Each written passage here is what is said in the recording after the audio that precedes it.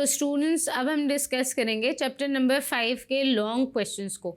सो ये आपके chapter number 5 की लास्ट एक्सरसाइज है। सो लेट्स सी के क्वेश्चन नंबर 1 क्या है। Describe the composition and functions of the national assembly of Pakistan under the 1973 constitution. So students, इस टॉपिक को हमने अच्छी तरह हमारे लेक्चर में भी हमने डिस्कस किया है।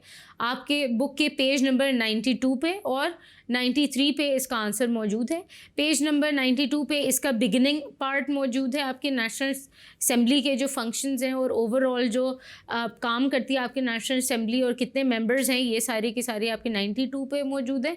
और बाकी फंक्शंस को पेज नंबर 93 पे डिटेल में डिस्कस किया हुआ है आपकी बुक में। सो स्टूडेंट्स, लेट्स सी कि हमारे क्वेश्चन नंबर 2 क्या है लॉन्ग क्वेश्चंस का। Describe the composition and functions of the Senate of Pakistan under 1973 Constitution. So students, आप जब नेशनल असेंबली और सेनेट दोनों के क्वेश्चंस अटेम्प्ट करें तो बी वेरी केयरफुल कि आपस में मिक्सअप ना हो जाए। National assembly is the lower house और सेनेट जो है वो अपर हाउस है, और इन दोनों की डिफरेंट उनकी जो फंक्शंस हैं वो डिफरेंट है, उन लोगों की डिफ़ाइन की हुई है, उनके परफॉर्मेंसेस, उनके फंक्शंस, उनके टेन्योर भी इवन डिफरेंट है। सेनेट अनदर हाउस है। तो जब आप सेनेट का आंसर अटेम्प्ट करेंगे तो बी वेरी केयरफुल कि कहीं आप नेशनल असेंबली के कोई पॉइंट्स सेनेट में ना ऐड अप कर दें।